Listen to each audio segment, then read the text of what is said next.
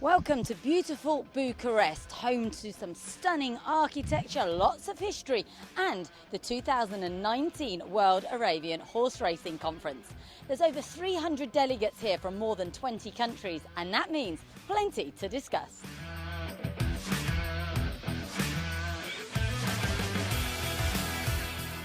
The World Arabian Horseracing Forum, as it's now known, is in its 11th year, having traversed the globe over the past decade. It took place over 3 days in the 100-year-old Athene Palace Hilton, where a range of topics were discussed, from the future of Arabian racing to jockey safety and insurance, breeding and media. Plenty of UAE racing's key figures were in attendance, and Group 1 winning trainer Jean de Roual was among those feeling he gained something from the various panels. I've been to the last 2 years, Marrakesh and Madrid, and I think it's very interesting because you learn new things and you meet people. For me, that's the major thing, to meet people you're not supposed to meet, and that's the positive point about it. This is the 10th year that His Highness Sheikh Mansoor and Lara Sawaya has brought the world's Arabian racing community together, and it's just such a melting pot of great ideas and enthusiasm and passion for the sport. There are so many ideas. We still have more to discuss and more to go at, but we've had some fantastic suggestions about improving Arabian racing and improving its popularity, some more radical than others. Better marketing of Arabian racing was a key theme of the week, and Peter Pond, involved with the administration of the breed in Australia, has a clear idea of what needs to be done. Obviously, to develop Arabian racing, you need to work on it in many different forms, and that is also with the young people and communicating with them in the way that they like to communicate, and you need to give them a product that they can attach to and love.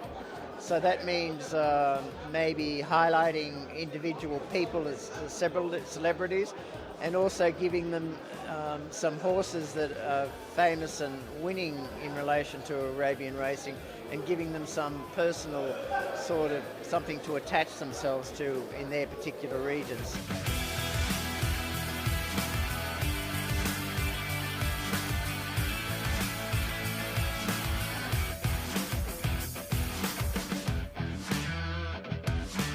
Welcome to the Hippodrome Ploiești on the outskirts of Bucharest. My first thoughts on arriving here was how brilliant to see such a large, enthusiastic crowd. Lots of families here enjoying the sun.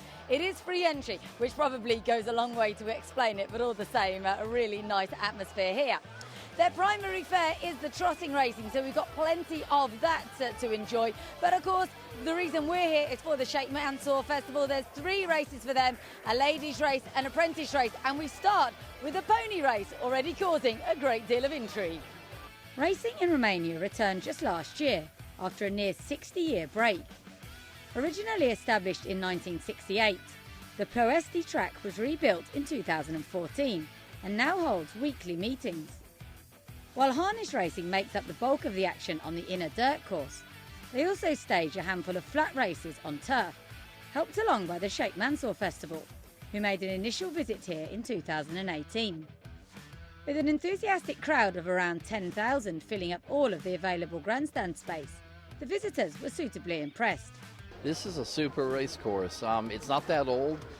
It's got some really great facilities, lots of barn, lots of space for stalls, huge enthusiasm. We've got to have 10,000 people here today. And it's nice to see a grassroots track, because the track's not that old, and racing isn't a staple in this country, but it looks like it's going to be. So hopefully it'll continue to grow and pick up some sponsorship, and with some private enterprise, some syndicates, I'm sure they'll be all right. The card featured 10 races, including the featured Presentaire Derby. It was the pony race, however, which provided the closest finish of the day. After a thrilling dash to the line, it was the smallest runner in the field, Morcavel, who prevailed for Romanian rider Nicola Ivan, securing her a place in the final at Abu Dhabi in November. Also heading to the capital later in the season is Bulgarian jockey Valentin Atanasarov, who brought home ferment for a clear-cut success in the Sheikh Fatima bint Mubarak Apprentice World Championship.